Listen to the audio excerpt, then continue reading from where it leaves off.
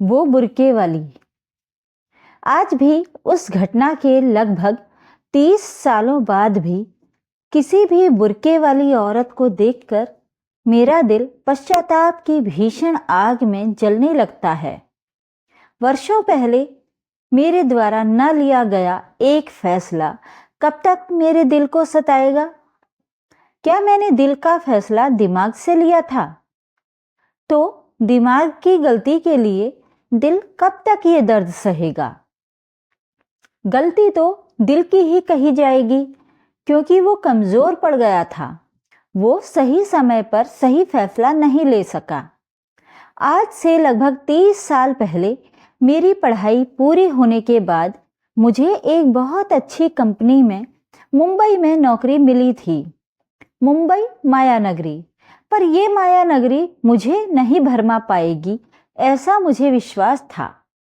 इतने सालों तक स्कूली जीवन, कॉलेज जीवन हमेशा उद्देश्य बनाकर मन से पढ़ाई की थी, क्योंकि मुझे अपनी परिस्थितियों का आभास था। हाँ, तो मुंबई नगरी में कंपनी की तरफ से रहने के लिए फ्लैट मिला था। हम 4 लोग साथ में रहते थे। सब कुछ अच्छा था। उन्होंने मुझे पहले दिन से ही मुंबई की जीवन रेखा लोकल ट्रेन से परिचित करवा दिया था। मुंबई के लोगों का अनुशासन देखकर बहुत अच्छा लगा। कोई भी धक्का मुक्की नहीं। जहां भीड़ हुई वहीं तुरंत ही लाइन बना लेते थे। रोज बांद्रा से चरनी रोड तक का सफर जीवन मजे में बीत रहा था। एक दिन ऑफिस जाते समय मैं थोड़ा पहले स्टेशन पर पहुंच गया। मेरी लोकल आने में अभी थोड़ा समय था, तो जो लोकल सामने खड़ी थी उसी में चढ़ गया। सुबह का समय था, ज्यादा भीड़ भी नहीं थी। अचानक से एक भीनी सी खुशबू ने मेरा ध्यान खींचा। मैं नजरें घुमाकर खुशबू का स्रोत देखने की कोशिश करने लगा। आसपास सारे आदमी लोग ही थे। थोड़ी दूरी पर कुछ लड़कियां व महिलाएं बैठी थीं। शायद ये खुशबू वहां से आ रही होगी। उनके बीच में एक बुर्के वाली लड़की, जी हाँ लड़की, औरत नहीं, ने मेरा ध्यान आकर्षित किया। अब आप सोचेंगे कि बुर्के के अंदर की लड़की के प्रति मेरे मन में भाव कैसे आए, क्यों आए, मुझे क्यों वो अच्छी लगी? बताता हूं भाई। वो कोई किताब पढ़ रही थी। उसके हाथ इतने गोरे, इतने खूबसूरत थे, मानो किसी छोटे बच्चे के हाथ हों। नाजुक जैसे कमल की पंखुड़ी। नाखूनों पर पता नहीं नेल पॉलिश लगाई थी या नहीं मालूम। लग रहा था नाखून स्वाभाविक रूप से गहरे गुलाबी थे। मुझे एक पुरानी कहानी याद आ गई, जिसमें एक चित्रकार महिलाओं के सिर्फ हाथ देखकर उनका चित्र बना देता था। मैं चित्रकार तो नहीं था, पर मेरी हालत उसको देखकर कुछ ऐसी ही थी। मैंने भी अपने मन में उसकी एक प्यारी सी छवि बना ली थी। अचानक उसने किताब नीचे रखकर ऊपर देखा। उसकी और मेरी नजरें मिलीं। शायद लड़कियों में ये जन्मजात गुण होता है कि वो जान जाती हैं जब कोई उन्हें लगातार देख रहा हो। हिजाब से झांकती आंखें भी इतनी खूबसूरत कि मुंबई का समंदर छोटा लग रहा था। पहली बार मेरा किसी की आंखों में डूबने का मन किया। काजल से भरी सुरमई आंखें किसी को भी डुबा सकने की क्षमता रखती थीं। उसको अपनी ओर देखते देखकर मैंने झेप कर अपनी नजरें हटा लीं, पर बार बार उसकी ओर देखने का लोभ मैं संभाल नहीं पा रहा था। मुंबई सेंट्रल तक आते आते ट्रेन थोड़ी खाली हो गई और मुझे बैठने की सीट उसी के सामने मिल गई। सिर्फ हाथ ही नहीं, उसके पैर भी बहुत खूबसूरत थे। इतने गुलाबी कि लगा मानो आलता लगा हो। बरसों पहले शायद बिहारी जी की लिखी पंक्तियां याद आ गईं, जिनका अर्थ कुछ ऐसा था कि गोपियां शाम के पैरों पर महावर लगा रही हैं और उनके पैर इतने सुंदर हैं कि गोपियों को समझ में नहीं आ रहा है कि महावर कहाँ लगा है और कहाँ कहाँ नहीं। मैं सोचने लगा, शायद ऐसे ही किसी के पैर देखकर फिल्म पाकीजा के लिए डायलॉग लिखे गए थे। आपके पांव देखिए, बहुत हसीन हैं, इन्हें जमीन पर मत रखिएगा, मैले हो जाएंगे। स्टेशन आने वाला था। मैं उठा और साथ ही साथ वो भी उठ गई। दरवाजे पर पहुंचते ही वो भीनी भीनी खुशबू मुझे एहसासों से भिगो गई। ऑफिस में भी और घर लौटने के बाद भी मेरा पूरा समय यही सोचते सोचते बीत गया कि पता नहीं वो बुर्के वाली कितनी खूबसूरत होगी। उसको वापस देखने की चाहत में दूसरे दिन सुबह सुबह जल्दी निकल गया।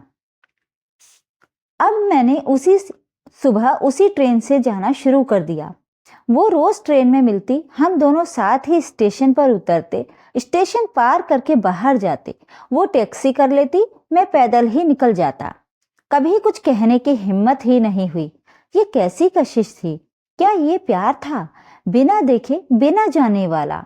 खैर, एक दिन वो डिब्बे में चढ़ी और थोड़ी दूरी पर जाकर खड़ी हो गई। उस दिन ट्रेन में भीड़ नहीं थी, पर बैठने की जगह भी नहीं थी। उसने अपनी किताब निकाली और पढ़ना शुरू किया। उसके किताब निकालते समय मुझे ऐसा लगा कि जैसे उसके बैग से कुछ गिरा। तभी सामने से किसी ने उठकर उसे सीट दी और वो उधर चली गई। मैंने देखा जहां वो खड़ी थी वहीं पर कुछ आईडी कार्ड जैसा गिरा हुआ था।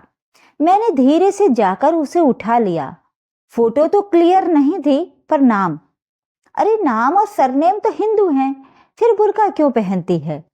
हो सकता है कि ये पहचान पत्र उसकी किसी सहेली का हो।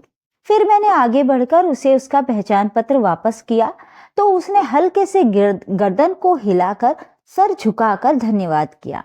हाय, मुझे तो लगा था कि आज उसकी रेशमी आवाज सुनने को मिलेगी। ऐसे ही महीनों बीत गए।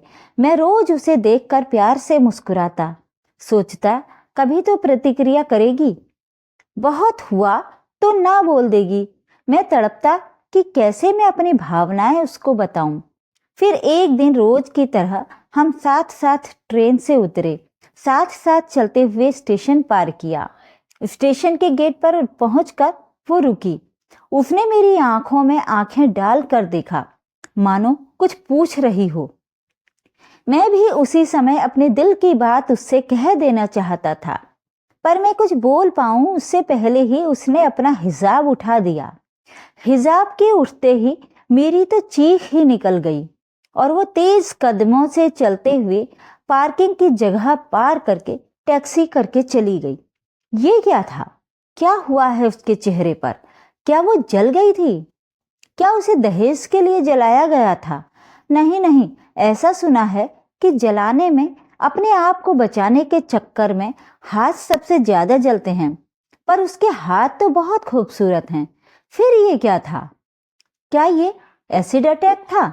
मुझे कभी पता नहीं चल पाया, क्योंकि अपनी बदतमीजी के कारण मुझे हिम्मत ही नहीं हुई कि मैं फिर से उससे आंखें मिला पाऊं। 2 दिन तो मैं इसी सदमे में ऑफिस नहीं जा पाया। यही सोचता रहा कि मेरे चिल्लाने पर उसे कितना बुरा महसूस हुआ होगा। आज भी मेरे चिल्लाने पर समंदर जैसी उसकी आंखों से उसके गालों पर 2 ढुलक आए आंसू मुझे शर्मिंदा करते हैं। सत्यम शिवम सुंदरम पिक्चर देखकर मैंने शशि कपूर को कितनी ही गालियां दी थीं, पर जब अपने साथ ऐसा कुछ घटित हुआ तो दिल ने फैसला लेने से इनकार कर दिया। सारा प्यार न जाने कहां हवा हो गया। फिर 1 हफ्ते तक मैं बाद वाली ट्रेन से ऑफिस जाता रहा। दिल व दिमाग दोनों ही फैसला नहीं ले पा रहे थे। आखिरकार एक दिन हिम्मत करके अपने दिल और दिमाग दोनों को राजी करके सुबह सुबह उसी ट्रेन के लिए पहुंच गया। वो नहीं आई थी। ऐसे एक एक करके न जाने कितने महीने निकल गए, पर वो दोबारा मुझे कभी नहीं दिखी। उसने मुझे माफी मांगने तक का मौका नहीं दिया, जो कि मैं उसकी माफी के लायक था भी नहीं। मैं आज भी ये सोचकर शर्मिंदा महसूस करता हूँ कि वो बेचारी तो उस हादसे से लड़कर वापस जिंदगी जीने के लिए अपने आप को तैयार कर रही थी, पर मेरे कारण उसका हौसला कहीं वापस न टूट गया हो। बुर्के वाली लड़कियां मुझे आज भी मेरे गुनाह की याद दिलाती हैं। आज उसी के प्रायश्चित स्वरूप मैं अपनी कंपनी में हर संभव कोशिश करके ऐसी लड़कियों को ही लेता हूं जो कि ऐसे किसी हादसे का शिकार हुई हैं और सच मानिए इनमें जिंदगी जीने का जज्बा हमसे आपसे ज्यादा, कहीं ज्यादा खूबसूरत है। Please like, share and subscribe.